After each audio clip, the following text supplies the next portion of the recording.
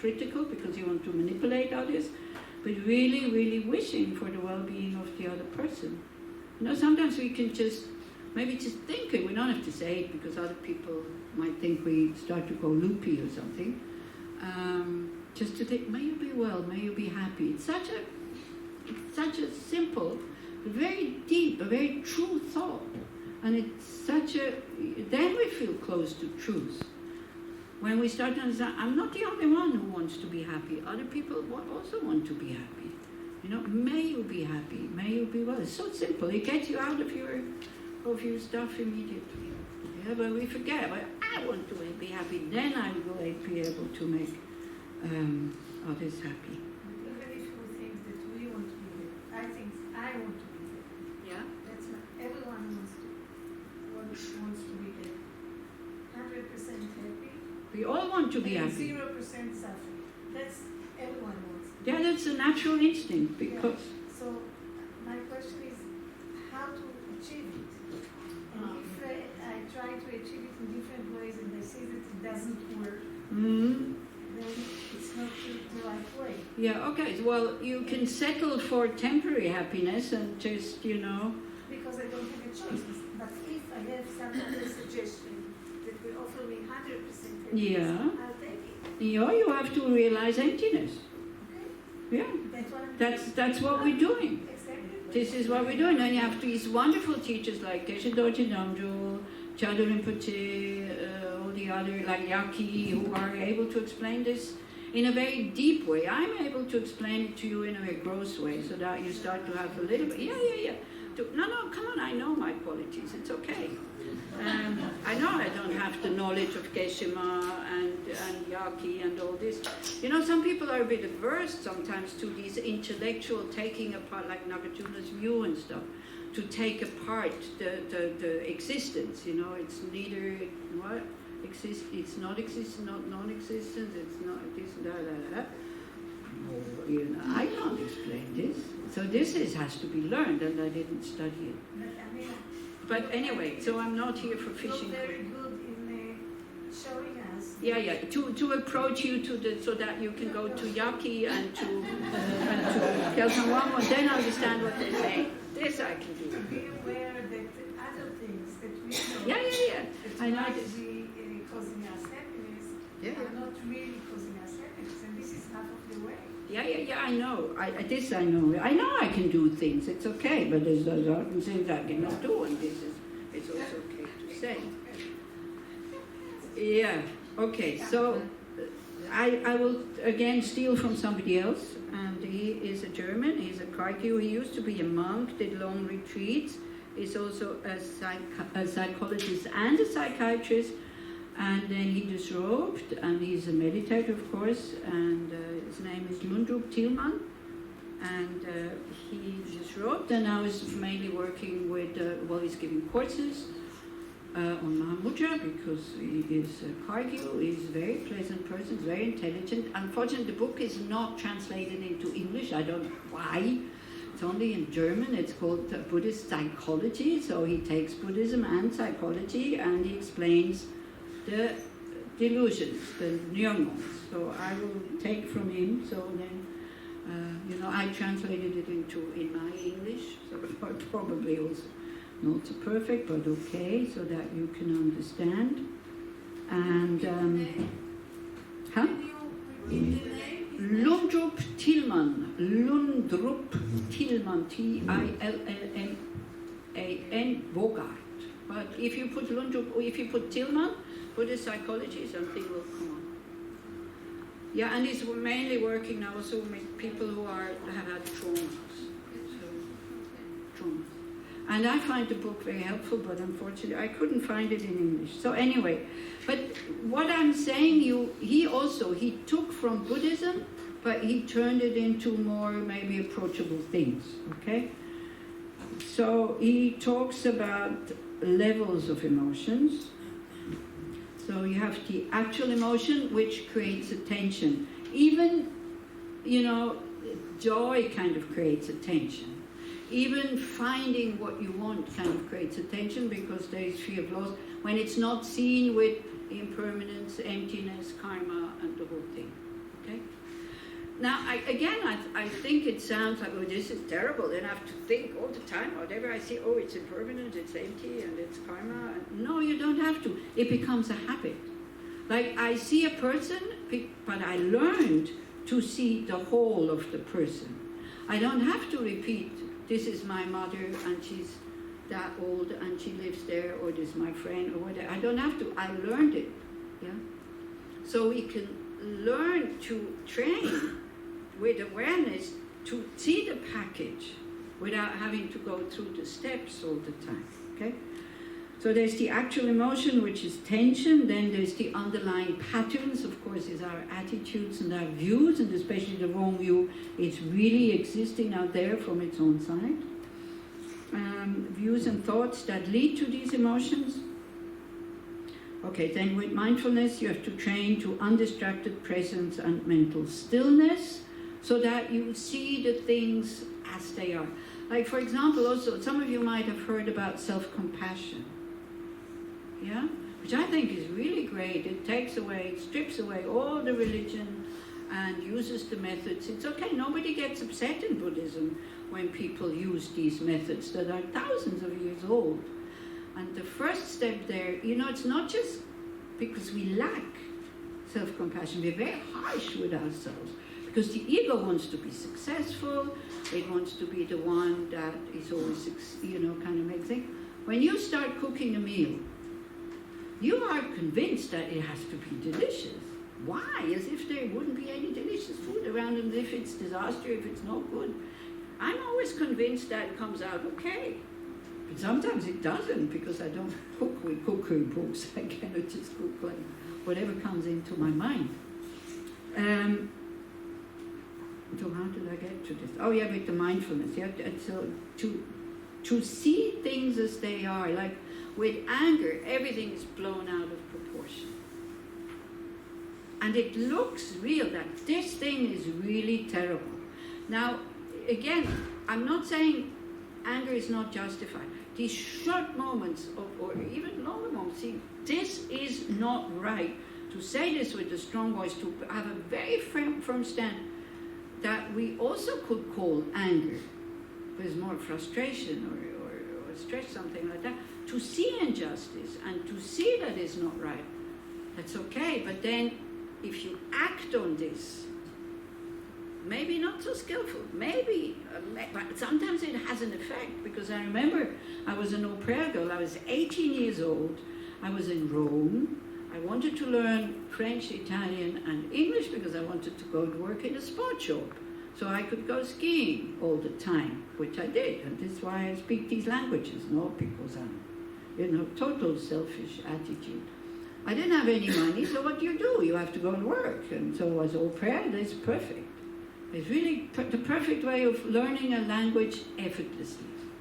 I can't write it. I make lots of mistakes when I write it, but people understand. It's okay. Anyway, so I was given the 4-year-old, the 3-year-old, the 8-month-old baby, and the woman, the mother, just left. She said, "Oh, give them food and then put them to sleep." They didn't sleep after food. They were jumping in the bed. They could hold on to the railing. So I didn't know what to do. I didn't speak any Italian on top of it. So I thought, okay, I speak to them in French. Maybe they understand something. Nothing. And then maybe the third day, the older one, I grabbed him by the shoulders. I was angry. I was 18 years old. I had no experience with kids. And so I grabbed him, I threw him into bed and said, in Swiss German, "Slangzappen." Whoa, quiet. I wasn't concerned about him, I was concerned about me. It was plain, simple anger. I didn't want to hurt him, but also I wasn't too concerned whether he got hurt if I threw him into bed. So that worked. Sometimes with small children like this, there's no point trying to explain and talk and this and that. I think, but I'm not encouraging to be violent, okay? So anyway, then you need to have the awareness to have insight into the nature of the experience and to understand the acting principles. Like the person out there is not the cause for my anger. The person out there is just the basis the condition that anger now arises, and love and compassion to fill it all with a supporting attitude towards yourself, actually. When we start to look at our own kind of what's going on inside, at these, I keep calling them negative emotions, okay? Why are they called negative, by the way? Because they're bad? They have no basis in reality. They bring to negative results. Yeah, right. They are the cause for suffering. And suffering we don't want. Because this wish for happiness is natural. Yeah? So this is why they're called negative, because they're not giving us, in the long run, what we want. Short run, maybe it. But then you see, the anger immediately disappeared when the kid was doing what I wanted him to do. Then that was it. I really loved him, and we had quite a good time. And but it needed this kind of that they respect me. Otherwise, I think I don't. But anyway, so that's how I went. But anger then it can turn into hate, and then there's no way, no matter what the other person does. Yeah. My anger disappeared because he stopped being such a nuisance and kind of getting the other two to scream and shout and laugh and jump. It was him, right? So when he stopped, it was okay. But unfortunately, it doesn't always work like this, you know? Maybe with 3-year-olds. But with other people, you get angry at them, they say, oh yeah, sorry, I forgot, no, I'll do whatever you want me to do. Is it like that? No, but anger expects a bit that it will help and they will do what I want to do, and then if they don't, then it stays and it goes into hate, and then we don't even notice that the other person is behaving in a different way, and we're still angry and have aversion, and we don't let them into our heart anymore when it has become too solid and too firm. So, but when you start looking at your own anger, you really need to have compassion for yourself. How do you do that? Letting go of your independence and your hero attitude, I can do anything I want. To understand, I don't want to have these negative emotions. To really make sure, you know. But this is a very personal thing. Do you want to keep them? Do you want to have them? Yes, well, I'm not here to tell you to let go. It's your choice. But when we start to, in a quiet moment, know when anger is there, because anger says, yeah, you need me, I'm your protector, you will get what you want. This is what anger says. It masquerades as our bodyguard, protection. Right? Whether we get attacked or not, this is our karma. It has not much to do. It can have to do that people are afraid of you and then they don't attack you. Right? Maybe yes, maybe no. Sometimes people are so deluded they attack people that are much stronger than they are, and then they get it. You know, there's no black and white, this works, this doesn't work. It always depends very much on the situation. So that's the first step, to really understand. Now you have to go into, now you're sitting here looking at me, look at yourself. Go like, when I'm angry at the government. Now let's take this. Do I want to keep that anger? Or do I need that they change and go away for this anger to go? You don't have to answer, because this is very personal, right? Or sometimes, you know, we have sometimes people in the groups. I tell you, not every Buddhist is funny and open and happy. Some can be real nuisance, really. There's none of them here, lucky.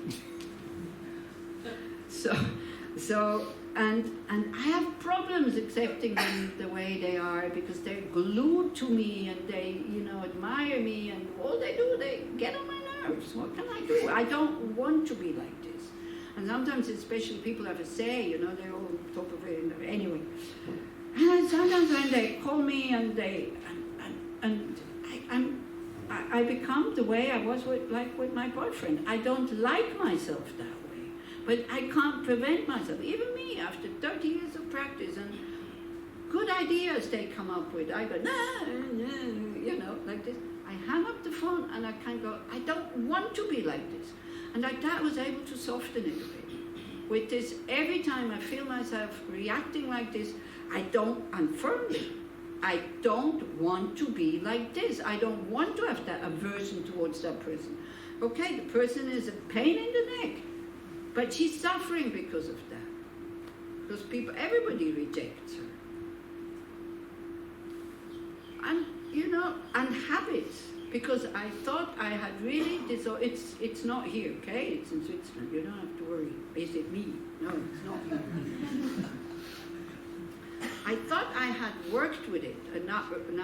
Then a totally different situation. I was away from the group there. I had nothing to do with her anymore. She was out of the board also. And I see her coming into the door, and I had this, and then I had to go, hey, it's finished. Oh yeah, it's finished. She came, yeah, of course, sit next to me, started telling me, and I was not disturbed. I was so happy. I need to break these things. I can't count on people that they change. She will not. I know how difficult it is to change, so how dare I expect it from others to change, But I see change in myself also. I really do. And why? Because I'm applying these methods. And with compassion and with love, even though I say I don't want to be like that, I don't continue that you're bad and again. Next time I try better. And the first thing I did also with anger is try to keep away from the person. When she called, and I had no time, and I was not in a good mood, I didn't answer. And I didn't feel bad about not answering in order to protect her. But she's so immune to being hurt by now because everybody reacts like this. She doesn't even see what's happening. She behaves like that. I wonder if she really doesn't see all the rejection that she gets. I wonder, I'm not sure.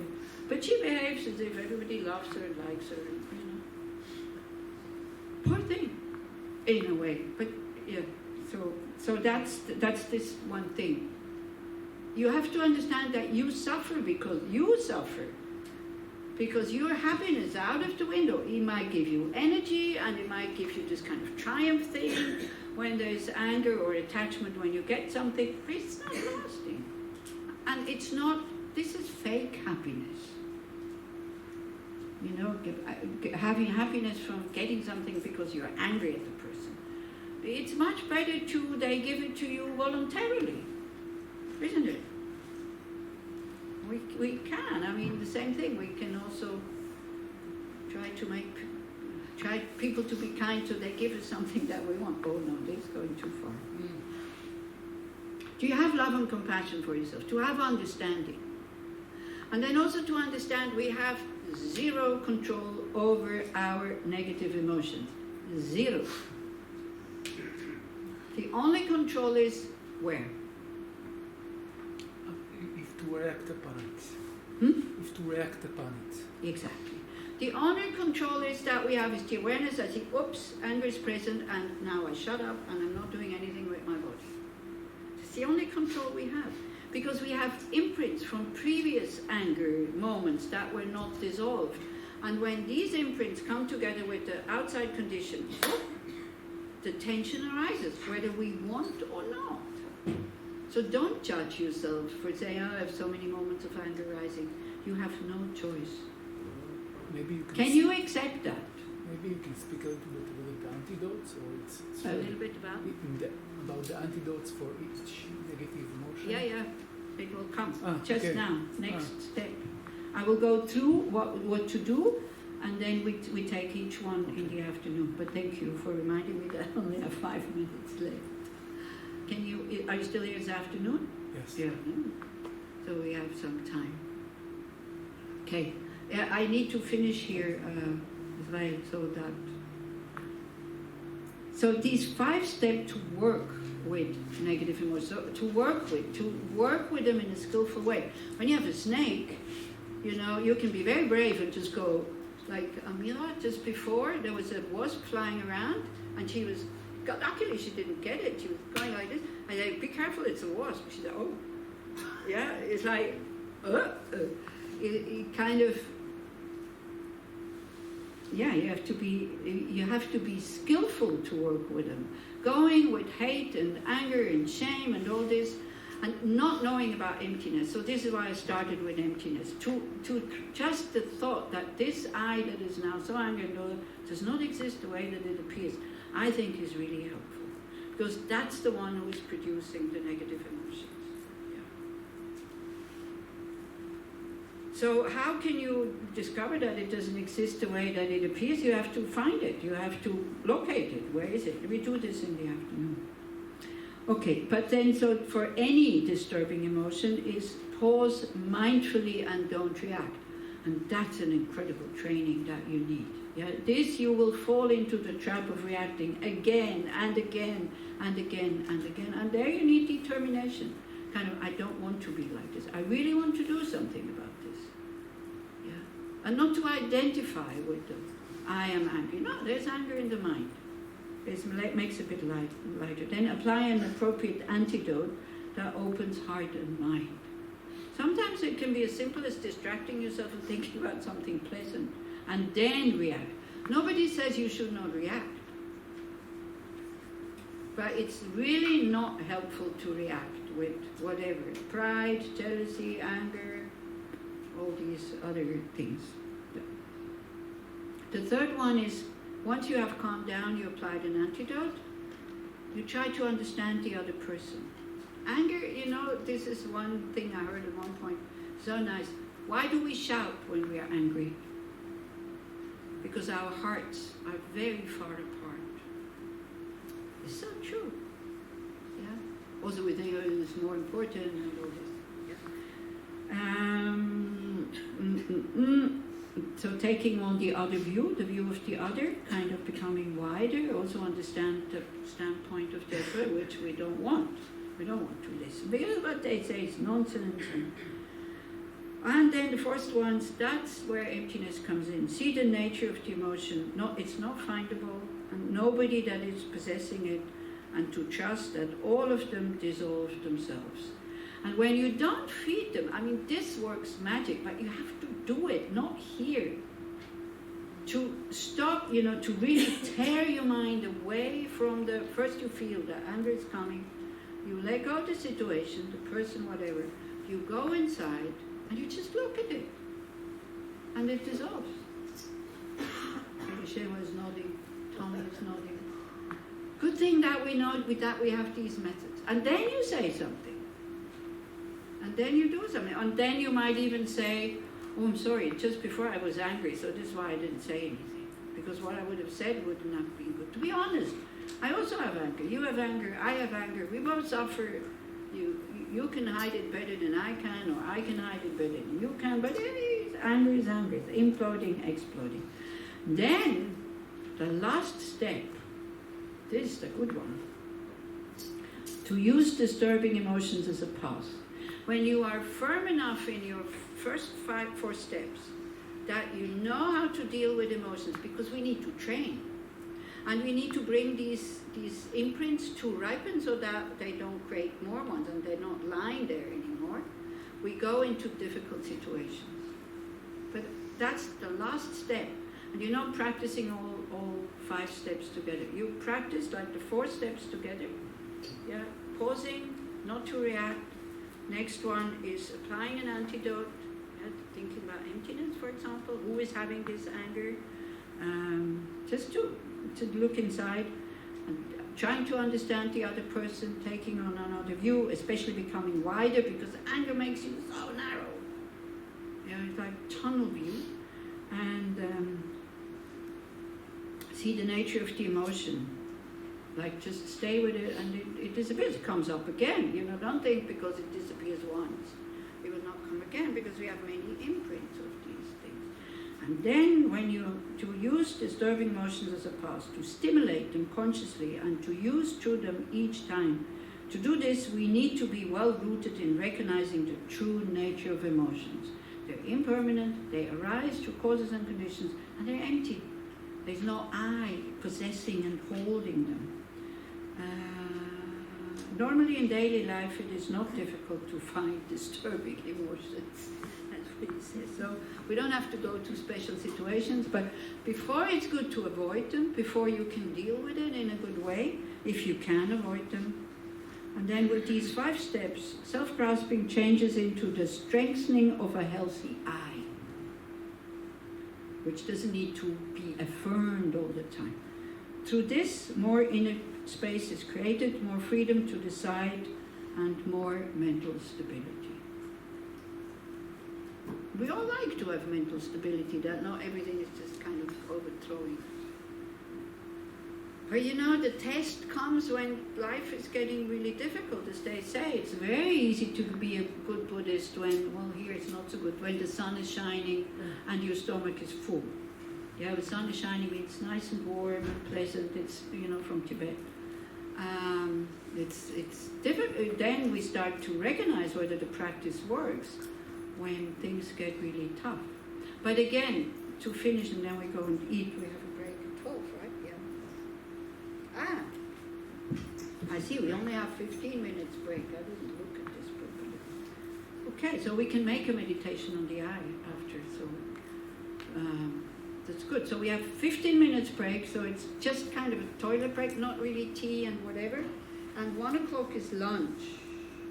No, 12:45, imagine. So, you know, half an hour only to wait. So try not to go now, biscuits, tea, this and that. Wait for lunch break, it's just a pee-pee break, whatever. And then come back and then we try to find the eye. Okay?